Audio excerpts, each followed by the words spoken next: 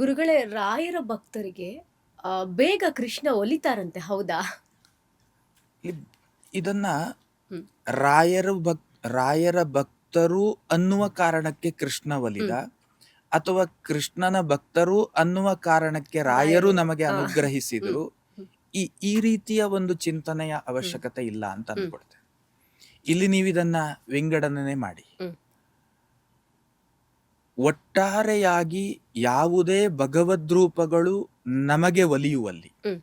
ನೀವು ರಾಯರನ್ನು ತೆಗೆದುಕೊಳ್ಳಿ, ಕೃಷ್ಣನನ್ನ ತೆಗೆದುಕೊಳ್ಳಿ, ಶಿವನನ್ನ ತೆಗೆದುಕೊಳ್ಳಿ, ಅಥವಾ ಇನ್ನಿತರ ಯಾವುದೇ ಭಾರತೀಯ ಸನಾತನ ಪರಂಪರೆಯಲ್ಲಿ ನಾವೇನು ಮುಕ್ಕೋಟಿ ದೇವತೆಗಳ ಹೆಸರನ್ನ ಹೇಳ್ತೇವೆ, ಅವರನ್ನೆಲ್ಲ ಆರಾಧನೆ ಮಾಡುವಲ್ಲಿ ಅಥವಾ ಅವರನ್ನ ಒಲಿಸಿಕೊಳ್ಳುವಲ್ಲಿ ಇಲ್ಲಿ ಇರುವುದು ಸೂತ್ರ ಬಹಳ ಸೂಕ್ಷ್ಮ ಸೂತ್ರ. ನಾವು ಅಂದುಕೊಂಡಿದ್ದೇವೆ ಏನೋ ಒಂದಷ್ಟು ಆಕ್ಟಿವಿಟೀಸ್ಗಳನ್ನ ಈ ದೇಹ ಮಾಡಿದ್ರೆ ದೇವರು ಒಲಿದು ಬಿಡುತ್ತಾನೆ ಅಂತ. ಹೌದು. ಏನು ಪ್ರದಕ್ಷಿಣೆ ಬರುವುದು, ನಮಸ್ಕಾರ ಮಾಡುವುದು, ಒಂದಷ್ಟು ಸ್ತೋತ್ರಗಳನ್ನ ಓದುವುದು. ನಾನು ಸ್ತೋತ್ರವನ್ನ ಓದ್ಲಿಕ್ಕೆ ನಾನು ಹೇಳ್ತೇನೆ, ಪ್ರದಕ್ಷಿಣೆ ಮಾಡಿ ಅಂತ ನಾನು ಹೇಳ್ತೇನೆ. ಇದೆಲ್ಲ ಪೂರ್ವರಂಗದ ತಾಲೀಮು. ಈಗ ಉದಾಹರಣೆಗೆ ಯಾವುದೋ ಒಂದು ಕರ್ತವ್ಯವನ್ನ ಪ್ರೆಸೆಂಟ್ ಮಾಡುವ ಪೂರ್ವದಲ್ಲಿ ಅದಕ್ಕೆ ಬೇಕಾದಂತಹ ಅಭ್ಯಾಸ ಅಂತ ಇರ್ತದೆ. ಅಭ್ಯಾಸ ಅದು ಅಷ್ಟೇ. ಅಂತಂದ್ರೆ ದೇವರ ಭಕ್ತಿಯನ್ನ ಮಾಡುವಲ್ಲಿ ನಾವು ಪ್ರಿಪೇರ್ ಆಗ್ತಾ ಇದ್ದೇವೆ, ನಾವು ತಯಾರಿ ಆಗುತ್ತಾ ಇದ್ದೇವೆ. ಹಾಗಾದ್ರೆ ಈ ಎಲ್ಲ ಏನು ಆಕ್ಟಿವಿಟೀಸ್ಗಳು, ಆಚರಣೆಗಳು ಹಾಗಾದ್ರೆ ಶೂನ್ಯ ಫಲವ ಅಂತ ಹೇಳುವ ಪ್ರಶ್ನೆಯು ಬರ್ತದೆ. ಇಲ್ಲಿ ಬಹಳ ಸೂಕ್ಷ್ಮವಾಗಿ ಗಮನಿಸಬೇಕು. ಶಾಸ್ತ್ರ ಅದ್ಭುತವಾಗಿ ವರ್ಣನೆಯನ್ನ ಮಾಡುತ್ತದೆ. ಏನು ಕೇಳಿದ್ರೆ ತ್ರಿಕರಣದ ಶುದ್ಧತೆ ಅಂತ ಹೇಳುತ್ತದೆ. ಈ ತ್ರಿಕರಣ ಅಂತಂದ್ರೆ ಏನು? ಕಾಯ, ವಾಚ, ಮನಸ. ಕ್ರಿಯೆಯಲ್ಲಿ ಒಂದು ಕ್ಲಾರಿಟಿ ಬೇಕು. ನಾವು ಮಾಡುವಂತಹ ಕ್ರಿಯೆ ಏನಿದೆ, ಆಕ್ಟಿವಿಟೀಸ್ ಏನಿದೆ, ಅದರಲ್ಲಿ ಒಂದು ಕ್ಲಾರಿಟಿ ಬೇಕು. ಇದು ಕಾಯಿಕ. ಇನ್ನು ವಾಚಿಕ, ಹೇಳುವ ದೇವರ ನಾಮಗಳಲ್ಲಿ ನಮಗೆ ಸ್ಪಷ್ಟತೆ ಬೇಕು, ಕ್ಲಾರಿಟಿ ಬೇಕು. ಅಲ್ಲಿ ಹೇಗಂದ್ರೆ ಹಾಗೆ ಅದನ್ನ ಪ್ರೊನೌನ್ಸ್ ಮಾಡುವಂತದ್ದಲ್ಲ, ತಪ್ಪು ಉಚ್ಚಾರಣೆ ಮಾಡುವಾಗಿಲ್ಲ. ಖಂಡಿತ ತಪ್ಪು ಉಚ್ಚಾರಣೆ ಮಾಡುವ ಹಾಗೇ ಇಲ್ಲ. ಸಂಸ್ಕೃತದಲ್ಲಿ ಮಧ್ಯದಲ್ಲಿ ಕೋಟ್ ಮಾಡಿ ಬಿಡ್ತೇನೆ, ಮತ್ತೆ ಮುಂದೆ ಹೋಗುವಾಗ ಮರ್ತು ಹೋದೀತು. ಸಂಸ್ಕೃತದಲ್ಲಿ ಅಲ್ಪ ಪ್ರಾಣ, ಮಹಾಪ್ರಾಣ, ದೀರ್ಘ, ಹೃಸ್ವ ಇತ್ಯಾದಿಗಳಿಗೆಲ್ಲ ಮಹಾ ಅನರ್ಥ ಫಲಗಳ ಭೇದಗಳನ್ನ ಕಾಣ್ಲಿಕ್ಕೆ ಸಾಧ್ಯ ಆಗ್ತದೆ. ನೀವು ಎಲ್ಲಿ ಅಲ್ಪ ಪ್ರಾಣವನ್ನ ಹಾಕಬೇಕು ಅಲ್ಲಿ ಅಲ್ಪ ಪ್ರಾಣ, ಎಲ್ಲಿ ಮಹಾಪ್ರಾಣವನ್ನ ಹಾಕಬೇಕು ಅಲ್ಲಿ ಮಹಾಪ್ರಾಣ ಹಾಕಬೇಕು. ಇಲ್ಲದಿದ್ರೆ ಆ ಶಬ್ದದ ಅರ್ಥ ಅನರ್ಥವಾಗಿ ಕಾಣ್ತದೆ. ಇದು ಕೇವಲ ಸಂಸ್ಕೃತಕ್ಕೆ ಸೀಮಿತ ಅಲ್ಲ. ಅಂತಹ ಸಂಬೋಧನೆ ಆದ್ರೆ, ಅನರ್ಥ ಸಂಬೋಧನೆ ಆದ್ರೆ, ನಿಮ್ಮನ್ನ ಗೌರವದಿಂದ ಸಂಬೋಧಿಸುವುದು ಬೇರೆ, ಗೌರವ ಇಲ್ಲದೆ ಸಂಬೋಧಿಸಿದ್ರೆ ನಿಮ್ಮ ಮಾನಸಿಕತೆ ಹೇಗೆ ರಿಯಾಕ್ಟ್ ಆಗುತ್ತೆ ಅಷ್ಟೇ ಉತ್ತರ. ಹಾಗಾಗಿ ಮಂತ್ರ ಅಂತ ಬಂದಾಗ ಅದು ಗುರುಗಳಿಂದ ನಮಗೆ ಬಂದಿರಬೇಕು. ಗುರುಗಳಿಂದ ಬಂದ ಮಂತ್ರವನ್ನ ನಾವು ಅವರ ಮುಂದೆ ಅವರೊಪ್ಪುವ ಹಾಗೆ ಹೇಳಿ ಸೈ ಅಂತ ಅನ್ನಿಸಿಕೊಳ್ಬೇಕು. ಆಮೇಲೆ ಆ ಮಂತ್ರವನ್ನ ದೇವರ ಮುಂದೆ ಕೂತು ಹೇಳುವುದಕ್ಕೆ ನಾವು ಯೋಗ್ಯರು ಅಂತ ಹೇಳುವುದು ನಿಯಮ. ಹಾಗಾದ್ರೆ ಕಾಯಿಕ, ವಾಚಿಕ ಹೇಳುವ ಮಂತ್ರಗಳು, ದೇವರ ನಾಮಗಳು, ಇದರಲ್ಲಿ ಒಂದು ಕ್ಲಾರಿಟಿ ಹೇಳುವಂತದ್ದು ಬೇಕು. ಕಾಯಿಕ, ವಾಚಿಕ. ಮಾನಸಿಕ, ಇದು ಅತ್ಯಂತ ಅಮೂಲ್ಯವಾದಂಥ ವಿಷಯ. ಮತ್ತೆ ಅಧ್ಯಾತ್ಮ ನಿಲ್ಲುವುದೇ ಇಲ್ಲಿ. ಧಾರ್ಮಿಕತೆಯ ಒಂದು ಸ್ತರ ಅನ್ನುವಂಥದ್ದೇನಿದೆ ಅದು ನಿಲ್ಲುವ ಜಾಗ ಯಾವುದು ಕೇಳಿದ್ರೆ ಮಾನಸಿಕತೆಯಿಂದ. ಈಗ ನಾವು ಯಾವುದೋ ಒಬ್ಬ ವ್ಯಕ್ತಿಯನ್ನ ಅಗೌರವದಿಂದ ಕಾಣುತ್ತೇವೆ ಅಂತ ಇಟ್ಕೊಳ್ಳಿ. ನಮ್ಮ ಮನಸ್ಸಿನಿಂದ ಅಗೌರವದಿಂದ ಕಂಡ್ರೂ ಕೂಡ, ಮನಸ್ಸಿನ ಮೂಲಕ ಅಗೌರವದಿಂದ ಕಂಡ್ರೂ ಕೂಡ ಅದು ದೋಷಕ್ಕೆ ಹೇತುವಾದ ವಿಷಯ. ಒಂದು ಸ್ತ್ರೀ ಅವಳನ್ನ ಕಂಡಾಗ ನನ್ನ ಭಾವದಲ್ಲಿ, ನನ್ನ ಮನಸ್ಸಿನಲ್ಲಿ ಅವಳ ಬಗ್ಗೆ ಕೆಟ್ಟ ಅಭಿಪ್ರಾಯ ಬಂದದ್ದೇ ಹೌದಾದ್ರೆ ಅದೂ ಕೂಡ ಒಂದು ಅತ್ಯಾಚಾರಕ್ಕೆ ಸಮಾನವಾದಂತಹ ಫಲ ಹೇತುವಾದಂತಹ ವಿಷಯ. ಇದು ವೇದಾಂತ. ಹಾಗಾಗಿ ಶಾಸ್ತ್ರ ಭಾವನೆಗಳಿಗೆ ಕೊಟ್ಟಂತಹ ಮಹತ್ವವನ್ನ ಇನ್ಯಾವುದಕ್ಕೂ ಕೊಡಲಿಲ್ಲ. ನೀವು ಮಾಡುವ ಕರ್ತವ್ಯಗಳು ಅಷ್ಟು ದೊಡ್ಡ ಫಲದಾಯಕವಾದದ್ದಲ್ಲ, ನೀವು ಹೇಳುವ ಮಂತ್ರಗಳು ಅಷ್ಟು ದೊಡ್ಡ ಫಲವನ್ನ ಕೊಡುತ್ತದೆ ಅಂತ ಹೇಳುವಂಥದ್ದಲ್ಲ. ನಿಮ್ಮ ಭಾವ ಸರಿ ಇದ್ದು ಇದೆರಡು ಸರಿ ಆಯ್ತಾ, ಆಗ ಅದ್ಭುತವಾದಂತಹ ಫಲ ಖಂಡಿತ ನಮ್ಮ ಮುಂದೆ ಬಂದು ನಿಲ್ತದೆ. ತುಂಬ ಇವತ್ತು ಗೊಂದಲಗಳು ಏರ್ಪಡುವುದು ಎಲ್ಲಿ ಕೇಳಿದರೆ, ನಮ್ಮ ವ್ಯವಸ್ಥೆಯಲ್ಲಿ, ನಮ್ಮ ಪರಿಸರದಲ್ಲಿ, ನಮ್ಮ ಒಟ್ಟಾರೆಯಾದಂತಹ ನಮ್ಮ ಪರಿಸರವನ್ನು ನಾವು ಗಮನಿಸಿದಾಗ ಧಾರ್ಮಿಕತೆ ಅನ್ನುವಂಥದ್ದು ನಮಗೆ ನಮ್ಮ ಬದುಕಿನಲ್ಲಿ ಅನುಭವಕ್ಕೆ ಬಾರದೇ ಇರುವಲ್ಲಿ ಮುಖ್ಯವಾದ ಕಾರಣ ಏನು ಕೇಳಿದರೆ ಈ ಭಾವದ ಕೊರತೆ. ಯಾದೃಶಿ ಭಾವನಾ ಯತ್ರ ಸಿದ್ಧಿರ್ಭವತಿ ತಾದೃಶಿ. ಶಾಸ್ತ್ರ ಸುಭಾಷಿತ ವಾಕ್ಯವನ್ನ ಹೇಳುತ್ತದೆ. ನಮ್ಮ ಭಾವನೆಗಳು ಹೇಗಿದೆ ಅದಕ್ಕೆ ಅನುಗುಣವಾದಂತಹ ಫಲಗಳೇ ನಮ್ಮ ಬದುಕಿನಲ್ಲಿ ನಮ್ಮ ಅನುಭವಕ್ಕೆ ಬರುವುದಕ್ಕೆ ಸಾಧ್ಯ. ಈಗ ಉದಾಹರಣೆಗೆ ನಾನು ಹೇಳ್ತೇನೆ, ಯಾವ ಬೀಜವನ್ನ ಬಿತ್ತುತ್ತೀರಿ ಭೂಮಿಯಲ್ಲಿ, ಆ ಬೀಜದ ಫಲ ನಮಗೆ ಸಿಗುತ್ತದೆ. ನಮ್ಮ ಭಾವ ಯಾವುದಿದೆ ಅದಕ್ಕೆ ಅನುಗುಣವಾದಂತಹ ಫಲಗಳು ನಮ್ಮ ಬದುಕಿನಲ್ಲಿ ಸಿಗುತ್ತದೆ. ಹಾಗಾಗಿ ದೇವರು ಅಥವಾ ಧಾರ್ಮಿಕತೆ ಅಥವಾ ದೇವರನ್ನ ಒಲಿಸಿಕೊಳ್ಳುವುದು ಇತ್ಯಾದಿ ಪ್ರಶ್ನೆಗಳು ಬಂದಾಗ, ದೇವರನ್ನ ಒಲಿಸಿಕೊಳ್ಳುವಲ್ಲಿ ಅದು ಗುರು ರಾಘವೇಂದ್ರ ಸ್ವಾಮಿಗಳನ್ನ ಆರಂಭಿಸಿಕೊಂಡಂತೆ ಯಾವುದೇ ದೇವರನ್ನಾಗಲಿ ಗುರುಗಳನ್ನಾಗಲಿ ಒಲಿಸಿಕೊಳ್ಳುವಲ್ಲಿ ಜ್ಞಾನಯುತವಾದಂತಹ ಭಕ್ತಿಯ ಮೂಲಕ ಶರಣಾಗತಿಯ ಭಾವ ಅಥವಾ ವೈರಾಗ್ಯದ ಭಾವಕ್ಕೆ ಬಂದಂತೆ ನಾವು ದೇವರನ್ನ ಪ್ರಾರ್ಥಿಸಿದ್ದೇ ಹೌದಾದರೆ, ಪ್ರತಿಯೊಬ್ಬ ಜೀವಿಯಲ್ಲಿಯೂ ಕೂಡ ಒಂದು ಒಳ್ಳೆಯ ಅನುಭವವನ್ನ, ರಿಲ್ಯಾಕ್ಸ್ ಅನುಭವವನ್ನ ಖಂಡಿತ ಕಾಣುವುದಕ್ಕೆ ಸಾಧ್ಯ. ಹಾಗಾಗಿ ಒಲಿಸಿಕೊಳ್ಳುವಲ್ಲಿ ಬಹಳ ಕಷ್ಟಪಡಬೇಡಿ. ಒಂದು ಶುದ್ಧವಾದ ಭಾವವನ್ನ ನಿಮ್ಮ ಒಳಗೆ ಉಂಟು ಮಾಡಿಕೊಳ್ಳಿ. ತನ್ಮೂಲಕ ನೀವು ಅಂದುಕೊಂಡಂತಹ ದೇವರ ಅನುಗ್ರಹದ ಅನುಭವ ಹೇಳುವಂಥದ್ದು ಇದು ಖಂಡಿತವಾಗಲು ನಿಮ್ಮ ಅನುಭವಕ್ಕೆ ಬರ್ತದೆ. ಗುರುಗಳೇ, ತಾವು ಉಡುಪಿನಲ್ಲಿ ಒಂದಷ್ಟು ಎಜುಕೇಶನ್ ಅನ್ನ ಮುಗಿಸ್ಕೊಳ್ತೀರಾ, ಅನಂತರದಲ್ಲಿ ಕೋಲ್ಕತ್ತಾಕ್ಕೆ ಹೋಗ್ತೀರಾ, ಹಾಗೆ ಮತ್ತೆ ನೀವು ಉಡುಪಿಗೆ ಹೋಗೋದಿಲ್ಲ, ಮತ್ತೆ ಬೆಂಗಳೂರಿಗೆ ಬರ್ತೀರಾ. ಸೊ ಅಲ್ಲಿಂದ ಆಧ್ಯಾತ್ಮದ ಜರ್ನಿ ಪ್ರಾರಂಭವಾಯ್ತಾ ಅಥವಾ ಕೋಲ್ಕತ್ತಾದಿಂದನೇ ಆರಂಭವಾಯ್ತಾ, ಹೇಗೆ? ಇಲ್ಲ, ಶಾಲೆಯ ಜೀವನ ಬಹಳ ಶಾರ್ಟ್ ಡ್ಯೂರೇಷನ್ ನಮ್ಮದ್ದು. ಅಂತಂದ್ರೆ ನೀವೆಲ್ಲ ಓದಿದ ಸ್ಕೂಲ್ ಬದುಕು ಹೇಳುದು ನಮ್ಮದು ಬಹಳ ಸಣ್ಣ ಜೀವನ ಆಗಿತ್ತು. ನಮ್ಮದು ಕಂಪ್ಲೀಟ್ಲಿ ಆರಂಭ ಆದದ್ದೇ ಬಹಳ ಚಿಕ್ಕ ವಯಸ್ಸಿನಲ್ಲಿಯೇ, ಒಂದು 11 ವಯಸ್ಸಿಗೆನೆ ಅಧ್ಯಾತ್ಮದ ಜರ್ನಿ ಆರಂಭ. ಉಡುಪಿಯಲ್ಲಿ ಒಂದಷ್ಟು ಅಧ್ಯಾತ್ಮದ ಅಧ್ಯಯನ, ಅದು ವೇದ ಇರಬಹುದು ಇತ್ಯಾದಿ ಇತ್ಯಾದಿ. ಅದನ್ನು ಹೊರತುಪಡಿಸಿದಂತೆ ಜ್ಯೋತಿಷ್ಯದ ಅಧ್ಯಯನ ಹೇಳುವಂಥದ್ದು ನೀವು ಹೇಳಿದ ಹಾಗೆ ಬಹಳ ದೂರದ ವೆಸ್ಟ್ ಬೆಂಗಾಲ್ನಲ್ಲಿ ಆಗಿರುವಂಥದ್ದು. ಅಲ್ಲಿಂದ ಮತ್ತೆ ಬೆಂಗಳೂರಿಗೆ ಬಂದೆ ಅಂತ ಹೇಳುವುದಕ್ಕಿಂತಲೂ ಕೂಡ ಇಲ್ಲಿ ಒಂದಷ್ಟು ವಿಷಯಗಳಿದ್ದಾವೆ. ಏನು ಕೇಳಿದರೆ, ಆರಂಭದಲ್ಲಿ ನನ್ನ ಅಧ್ಯಯನ ಹೇಳುವುದು ಅಷ್ಟಮಠದಲ್ಲಿ ಒಂದಾದಂತಹ ಫಲಿಮಾರು ಮಠ ಅಂತ, ಅಲ್ಲಿ ವಿದ್ಯಾಮಾನ್ಯ ತೀರ್ಥರು ಅಂತ ಮಹಾ ತಪಸ್ವಿ ಗುರುಗಳ ಆಶ್ರಯ, ಅವರ ಶಿಷ್ಯರಾದಂತಹ ವಿದ್ಯಾಧೀಶ ತೀರ್ಥ ಗುರುಗಳ ಆಶ್ರಯದಲ್ಲಿ ಒಂದಷ್ಟು ಕಾಲ ಉಡುಪಿಯಲ್ಲಿ ನಡೆದು, ನಾನೊಬ್ಬ ಹುಡುಕಾಟದ ವಿದ್ಯಾರ್ಥಿ ಇವತ್ತು ಕೂಡ ಹುಡುಕಾಟ. ಏನರ ಹುಡುಕಾಟ ಕೇಳಿದ್ರೆ ನಿಮ್ಮ ಭೌತಿಕವಾದ ವ್ಯವಸ್ಥೆಗಳಲ್ಲಿ ಯಾವುದನ್ನು ಹುಡುಕುವುದಿಲ್ಲ. ನನಗೆ ಅದು ಕನೆಕ್ಟ್ ಆಗಬೇಕು, ನನ್ನ ಮನಸ್ಸಿಗೆ ಅದು ಒಪ್ಪಿಗೆ ಆಗಬೇಕು. ಭೌತಿಕವಾದದ್ದು ಅಂತಂದ್ರೆ ನಿಮ್ಗೆ ಅರ್ಥ ಆಗಿರುತ್ತೆ, ಹಣ ಬೇಕು, ಸ್ಥಾನ ಬೇಕು, ಮಾನ ಬೇಕು, ಬಂಗಾರ ಬೇಕು. ಈ ತರದ ಹುಡುಕಾಟ ಅದು ಮೇಲ್ನೋಟಕ್ಕೆ ಸಮಾಜ ದೃಷ್ಟಿಗೆ ಒಂದಷ್ಟು ಕಾಣಿಸ್ಬೋದು. ನನ್ನ ಹುಡುಕಾಟ ಒಳಗಿಂದ ನಡೀತಾ ಇರ್ತದೆ, ಅದು ಬೇರೆ ಬೇರೆ ಆಯಾಮದಲ್ಲಿ ಸಾಗುತ್ತದೆ. ಇವತ್ತಿನ ಜಗತ್ತು, ಜಾಗತಿಕತೆ, ಇವತ್ತಿನ ಕಾಲಮಾನ, ಪ್ರಾಚೀನ ಕಾಲಮಾನ, ಪ್ರಾಚೀನತೆಯ ಬದುಕಿನ ಶೈಲಿ, ಇವತ್ತಿನ ಬದುಕಿನ ಶೈಲಿ, ಈ ಬದುಕಿನ ಶೈಲಿಯ ಭೇದಗಳು, ಮತ್ತು ಖಗೋಳ ಮತ್ತು ಭೂಮಿ, ಈ ಖಗೋಳ ಮತ್ತು ಭೂಮಿಯ ಒಂದು ವ್ಯವಸ್ಥೆ, ಹೀಗೆ ಒಂದಷ್ಟು ಅನ್ವೇಷಣೆಗಳು. ನನಗೆ ಇಂತಹ ವಿಷಯಾಧಾರಿತವಾದದ್ದೇ ಅನ್ವೇಷಣೆಯನ್ನು ಮಾಡಬೇಕು ಹೇಳುವ ಗುರಿಯೂ ಇಲ್ಲ. ಹ್ಮ್. ಯಾವುದಾದ್ರೂ ನಡೀತದೆ. ನೀವು ಎನಿ ಟಾಪಿಕ್ ಅಥವಾ ಯಾವುದೇ ಸಬ್ಜೆಕ್ಟ್ಗಳನ್ನು ಕೊಡಿ, ಅದರ ಹಿಂದೆ ಹುಡುಕಾಟ ಮಾಡುವಂತಹ ಒಂದು ಮನಸ್ಥಿತಿ ನನ್ನಲ್ಲಿದೆ. ಆ ಹುಡುಕಾಟದಲ್ಲಿ ನಾನಿರುವವ. ಉದಾಹರಣೆಗೆ ಅಧ್ಯಾತ್ಮವನ್ನು, ಧಾರ್ಮಿಕ ಜೀವನವನ್ನು ಅಧ್ಯಯನ ಮಾಡಿದೆ, ಆದರೆ ನನಗೆ ಅದನ್ನು ಮಾಡಲಿಕ್ಕೆ ಇಷ್ಟ ಇಲ್ಲ ಅಂತಹ ಒಂದು ಮಾನಸಿಕತೆ. ಯಾವಾಗ ಇದು ಉಡುಪಿಯಲ್ಲಿ ಅಧ್ಯಯನ ಮುಗಿಸಿ ಕಲ್ಕತ್ತಕ್ಕೆ ಹೋಗುವ ಮಧ್ಯಕಾಲ. ಓಕೆ. ಹಾ.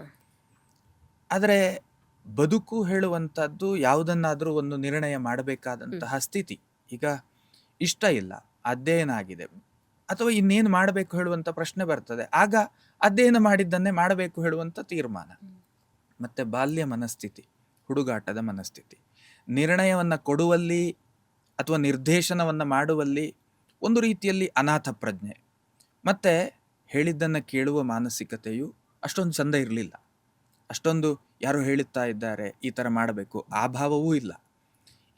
ಈ ಒಂದು ಸಂದರ್ಭದಲ್ಲಿ ನನಗೆ ಸಂಪರ್ಕ ಆದದ್ದು ಉಡುಪಿಯ ರಥಬೀದಿಯನ್ನು ಸುತ್ತುವುದು, ಕೃಷ್ಣನಾಥ ಬೀದಿ. ಆ ಸುತ್ತುವ ಸಂದರ್ಭ ಅಲ್ಲಿ ಒಬ್ಬರು ಹಿರಿಯರು, ವಯಸ್ಸಾದವರು, ಹಿರಿಯರು ಹೀಗೆ ಸಿಗ್ತಾರೆ. ಪ್ರೀತಿಯಿಂದ ಕೊಡುವಂತಹ ಮಾರ್ಗದರ್ಶನವನ್ನು ಎಂದು ಧಿಕ್ಕರಿಸಿದವಲ್ಲ.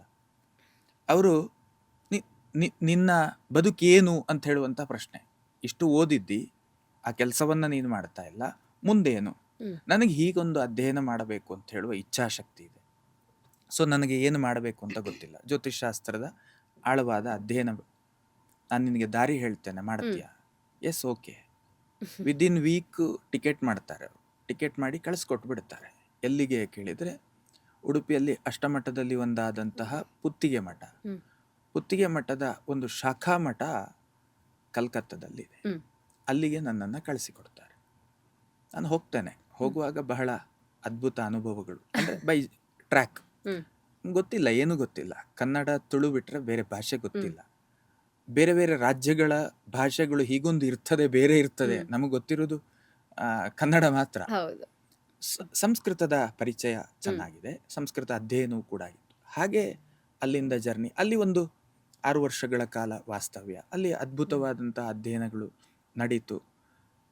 ಎಲ್ಲ ಘಟನೆಗಳನ್ನು ಹೇಳ್ತಾ ಹೋದರೆ ಅದು ಬಹಳ ಸುದೀರ್ಘ ಆಗ್ತದೆ, ಖಂಡಿತ ಬೇಡ. ಆದರೆ ಅಲ್ಲಿ ಹೋದಾಗ ಅಲ್ಲಿ ಒಂದು ಟ್ವಿಸ್ಟ್ ಇರುವಂಥದ್ದು. ಅಲ್ಲಿ ಉಡುಪಿಯ ಕೃಷ್ಣ ಮಠದ, ಪುತ್ತಿಗೆ ಮಠದ ಶಾಖಾ ಮಠವಾದರೂ ಕೂಡ ಆ ಮಠದಲ್ಲಿ ಇದ್ದದ್ದು ರಾಯರ ಬೃಂದಾವನ. ಅಲ್ಲಿಂದ ರಾಯರು ಆರಂಭ ಆಗ್ತಾರೆ ಬದುಕಿನಲ್ಲಿ. ಇದು 1999. ಅಲ್ಲಿಂದ ಆರಂಭ. ಇವತ್ತಿಗೆ 27 ವರ್ಷಗಳಾಯಿತು. ಅಲ್ಲಿಂದ ಆರಂಭ ಆಗ್ತದೆ. ಅಲ್ಲಿಯೂ ಕೂಡ ಬಹಳಷ್ಟು ಅನುಭವಗಳಾಗ್ತದೆ. ಅಲ್ಲಿ ಒಂದು ಹಂತದ ಅಧ್ಯಯನ ವ್ಯವಸ್ಥೆಗಳು ಮುಗಿದ ಆಮೇಲೆ ಯಾಕೆ ಅಲ್ಲಿಂದ ವಾಪಸ್ ಮತ್ತೆ ಬಂದೆ ಅಂತಂದರೆ, ನನಗೆ ಏನು ಮನೆಯ ಸಂಪರ್ಕ ಹೇಳೋದು ಬಹಳ ಬಿಡದೆ ಕಾಡುವ ವಿಷಯ. ಎಲ್ಲಿಗೆ ಹೋದರೂ ಕೂಡ ಇವತ್ತು ಕೂಡ ವಾರ 10 ದಿವಸಕ್ಕೆ ನಾನು ನನ್ನ ಜನ್ಮಭೂಮಿಗೆ ಹೋಗಲೇಬೇಕು, ಆ ಥರದೊಂದು ಮನಸ್ಥಿತಿ. ಬೆಂಗಳೂರಿಗೆ ಬಂದು 18 ವರ್ಷಗಳಾದರೂ ಕೂಡ ಜನ್ಮಭೂಮಿಗೆ ಹೋಗದೇ ಇರುವಂತಹ ಒಂದು ಪ್ರಸಂಗಗಳು ಮತ್ತು ಹೋಗದೆ ಇರಲಿಕ್ಕೆ ಸಾಧ್ಯವೇ ಇಲ್ಲ. ಏನಾದರೂ ಒಂದಷ್ಟು ಮಾನಸಿಕತೆಯಲ್ಲಿ ವ್ಯತ್ಯಯಗಳನ್ನು ಕಂಡ್ರೆ ನಾನು ಹೋಗೋದು ನಮ್ಮ ಊರಿಗೆ. ಅಲ್ಲಿಂದ ಬರಲಿಕ್ಕೆ ಬೇರೆ ಏನೂ ಕಾರಣ ಇಲ್ಲ. ಅಧ್ಯಯನ ಮುಗಿದ ಮೇಲೆ ಅಷ್ಟು ದೂರದಲ್ಲಿ ಬದುಕುವಂಥ ಮನಸ್ಥಿತಿ ನನಗಿಲ್ಲ. ಖಂಡಿತ ಬಹಳ ದೊಡ್ಡ ಸಾಮ್ರಾಜ್ಯ ಕಟ್ಟುವ ಯೋಗವನ್ನು ರಾಯರು ಅಲ್ಲಿದ್ದಿದ್ರು ಕೊಡ್ತಿದ್ರೇನೋ ಗೊತ್ತಿಲ್ಲ ನನಗೆ, ಅದು ಬೇರೆ ವಿಚಾರ. ಬಟ್ ಅಲ್ಲಿಂದ ಗುರುಗಳ ಜೊತೆಗೆ ಇಲ್ಲ, ನಾನು ಇರ್ಲಿಕ್ಕಾಗೋದಿಲ್ಲ, ಇರಬೇಕು ಅಂತ ಅವರು ಬಹಳ ಹಠವಾದಿಗಳು. ಇಲ್ಲ, ನಾನು ಖಂಡಿತ ಇಲ್ಲ, ನನಗೆ ಒಂದು ರಾತ್ರಿ ಬೆಳಗಾಗುವುದರಲ್ಲಿ ನನ್ನ ಮನೆ ಸೇರುವಂತಹ ಜಾಗದಲ್ಲಿ ಎಲ್ಲಿ ಬೇಕಾದರೂ ನೀವು ಇರ್ಲಿಕ್ಕೆ ಹೇಳಿ, ನಾನು ಇರ್ತೇನೆ ಅಂತಂದೆ. ಇಲ್ಲ ಇಲ್ಲ, ಅಲ್ಲೇ ಇರಬೇಕು ಅಂತ. ಅವರು ನಾವೇನು ಹೇಳ್ತೇವೆ ಅದಕ್ಕೆ ವಿರುದ್ಧವಾಗಿ ಅವರು ತೀರ್ಮಾನ. ಅದು ಗೊತ್ತಿರುವ ಸತ್ಯ. ಆದರೂ ಕೂಡ ನಮ್ಮ ಇಲ್ಲ. ಮತ್ತೆ ನಾನು ವಿದೌಟ್ ಪರ್ಮಿಷನ್ ಎದ್ದು ಬಂದೆ.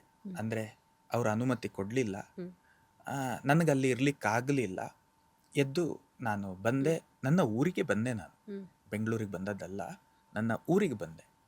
ಊರಿಗೆ ಬಂದು ಊರಿನಲ್ಲಿ 1 ವರ್ಷಗಳ ಕಾಲ, 1.5 ವರ್ಷಗಳ ಕಾಲ ಊರಿನಲ್ಲಿಯೇ ನನ್ನದ್ದಾದಂಥ ಅಧ್ಯಯನಾಧಾರದ ವೃತ್ತಿ ಆಯ್ಕೆ ಮಾಡಿಕೊಂಡು ಅದನ್ನು ವೃತ್ತಿ ಮಾಡಲಿಕ್ಕೆ ಶುರು ಮಾಡಿದೆ. ಶುರು ಮಾಡಿದ ಈ ಮಧ್ಯಕಾಲದಲ್ಲಿ ಬೆಂಗಳೂರಿನ ನಿರಂತರ ಟ್ರಾವೆಲ್ ಆರಂಭ ಆಯಿತು ವೃತ್ತಿ ನಿಮಿತ್ತ. ಸಾಮಾನ್ಯವಾಗಿ ನಿಮಗೆಲ್ಲ ಗೊತ್ತೇ ಇದೆ, ಏನಿದನ್ನು ಹೊಸತಾಗಿ ಹೇಳುವ ಅವಶ್ಯಕತೆ ಇಲ್ಲ. ಉಡುಪಿ ಮತ್ತು ಪರಶುರಾಮನ ಭೂಮಿ ಅನ್ನುವಂಥದ್ದೇನಿದೆ, ಇದು ಧಾರ್ಮಿಕ ಕ್ಷೇತ್ರದ ಒಂದು ಉಚ್ಛ್ರಾಯ ಸ್ಥಿತಿಯಲ್ಲಿರುವಂತಹ ಕ್ಷೇತ್ರ. ಸ್ಟಿಲ್ ಟುಡೇ ಆಲ್ಸೋ, ಇವತ್ತು ಕೂಡ ಅದ್ಭುತ ಧಾರ್ಮಿಕ ಅಧ್ಯಯನಶೀಲ ವ್ಯಕ್ತಿಗಳು ಉಡುಪಿಯಲ್ಲಿ ಬಹಳ ದೊಡ್ಡ ಪ್ರಮಾಣದಲ್ಲಿ ಇದ್ದಾರೆ. ದೊಡ್ಡ ಪ್ರಮಾಣದಲ್ಲಿ ದೇಶಾದ್ಯಂತ ಅವರು ಪಸರಿಸಿದ್ದಾರೆ, ಜಾಗತಿಕವಾಗಿಯೂ ಕೂಡ ಪಸರಿಸಿದ್ದಾರೆ. ಅವರದಾದಂಥ ಆಧ್ಯಾತ್ಮಿಕ ಜ್ಞಾನ ಏನಿದೆ ಅದನ್ನು ಜಾಗತಿಕವಾಗಿಯೂ ಕೂಡ ಕೊಡ್ತಾ ಇದ್ದಾರೆ.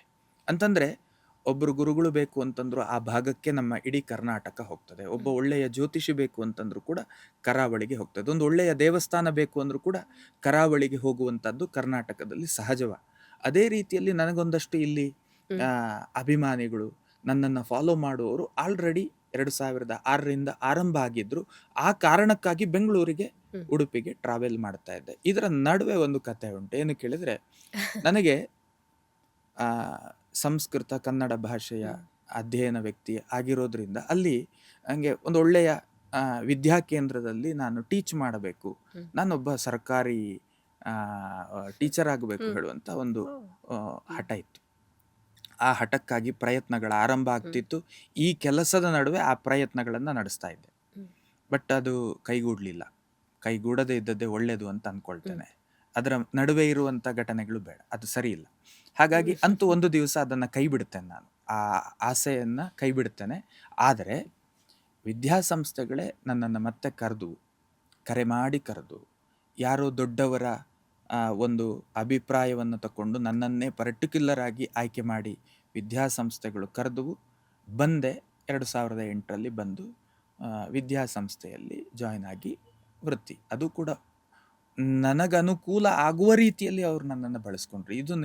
ಇದು ರಾಯರು ಅಂತಂದರೆ ಹೇಗಿದೆ ನೋಡಿ. ಈಗ ಯಾವುದೇ ಒಂದು ಸಂಸ್ಥೆಗೆ ಎಂಟ್ರಿ ಕೊಟ್ಟಾಗ ಆ ಸಂಸ್ಥೆಯ ಒಂದಷ್ಟು ನಿರ್ದೇಶನಗಳು ಮತ್ತು ಗೈಡ್ಲೈನ್ ಅನ್ನುವಂಥದ್ದು ಇರ್ತದೆ. ಅದಕ್ಕೆ ಅನುಗುಣವಾಗಿ ನಾವು ವ್ಯವಹರಿಸಬೇಕು. ನನಗೆ ಹಾಗಲ್ಲ. ನನ್ನ ವೈಯಕ್ತಿಕ ಸ್ವಾತಂತ್ರ್ಯಕ್ಕೆ ಆ ವಿದ್ಯಾಸಂಸ್ಥೆ ಅವಕಾಶವನ್ನು ಮಾಡಿಕೊಟ್ಟು ಕರೆದಿದೆ. ಅಂತಂದರೆ ನಿಮ್ಮ ಅನುಕೂಲದ ಸಮಯಗಳು ಈ ರೀತಿಯಲ್ಲಿ ಮತ್ತೆ ಕೈತುಂಬ ಸಂಭಾವನೆಯನ್ನು ಕೊಡುವುದರ ಮೂಲಕ ಕರೆದಿತ್ತು. ಇದು ನನ್ನನ್ನು ನೋಡಿದರೆ ಅವತ್ತು ಇವನೊಬ್ಬ ಪಾಠ ಮಾಡ್ತಾನೆ ಅಥವಾ ಇವನೊಂದು ಇಂತಿಷ್ಟು ಕೆಲಸಗಳನ್ನು ಮಾಡ್ತಾನೆ, ಈ ಫೀಲ್ ಆಗುವ ಯಾವುದೇ ಏನು ಶರೀರವೂ ಅಲ್ಲ, ಮಾತುಗಳು ಅಲ್ಲ. ಆದರೂ ಕೂಡ ನಂಬಿ ನನ್ನನ್ನು ಬರಮಾಡಿಕೊಂಡು ಆರಂಭ ಆಯಿತು.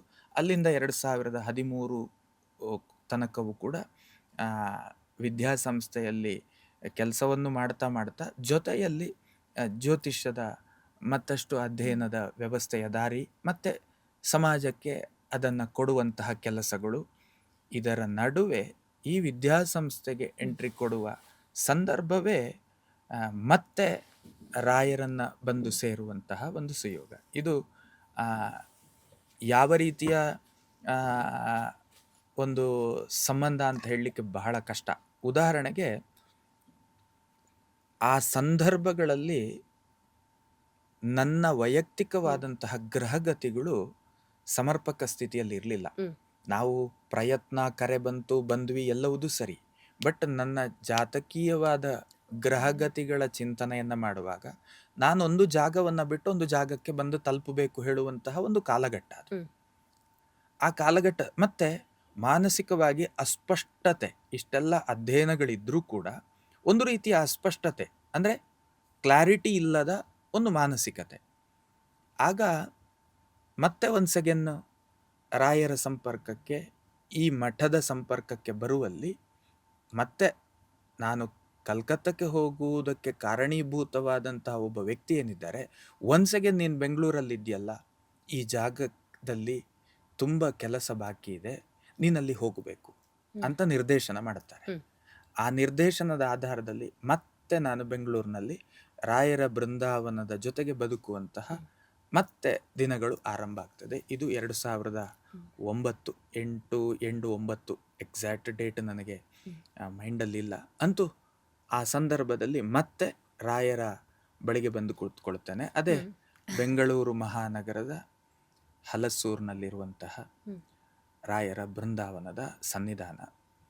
ಇವತ್ತಿಗೆ ಸಾಧಾರಣ 18 ವರ್ಷಗಳಾಯಿತು ಸುದೀರ್ಘವಾಗಿ ರಾಯರ ಸನ್ನಿಧಾನದ ಜೊತೆಗೆ ಬದುಕುವಂತಹ ಯೋಗ. ಮ್ಯಾಕ್ಸಿಮಮ್ ಮಿಸ್ ಆದರೆ ಇಷ್ಟು ವರ್ಷದಲ್ಲಿ ಲೆಂತಿ ಮಿಸ್ಸಿಂಗ್ ಡೇ ಇದ್ದರೆ ಒಂದು 15 ದಿವಸ ಇರ್ಬೋದು. ಬಿಕಾಸ್ ಆಫ್ ರೀಸನ್ ಅದು ಬೇರೆ ಬೇರೆ ಆರೋಗ್ಯದ ವಿಷಯಾಧಾರಿತವಾಗಿ ಅಷ್ಟು ಸುದೀರ್ಘವಾದ ಗ್ಯಾಪ್ನಲ್ಲಿ ರಾಯರ ಜೊತೆಗೆ ಇರಲಿಲ್ಲ ಅಂತ ಅಂದ್ಕೊಳ್ಳು. ಅದನ್ನು ಹೊರತುಪಡಿಸಿದರೆ ನನ್ನ maximum travel duration 3 days only. ನೀವು ದೇಶದ ಯಾವ ಭಾಗಕ್ಕೆ ಹೋಗಿ 3 ದಿನದಲ್ಲಿ ರಿಪೀಟ್ ಅಗೇನ್ ಮತ್ತೆ ಅಲ್ಸೂರಿಗೆ ಬಂದು ಕೂತ್ಕೊಳ್ತೇನೆ. ಅದಕ್ಕಿಂತ ದೊಡ್ಡ ರಜೆ ಇಲ್ಲ. ಮತ್ತೊಂದು ಘಟನೆ, ಮತ್ತೊಂದು ಸಂದರ್ಭ ಉಂಟು. ಅದು ನನ್ನ ಮದುವೆಯ ಕಾಲಘಟ್ಟದಲ್ಲಿ ಒಂದು 10 ದಿವಸ ರಜೆ ಹಾಕಿ, ಅದು 1 ವಾರ 10 ದಿವಸ.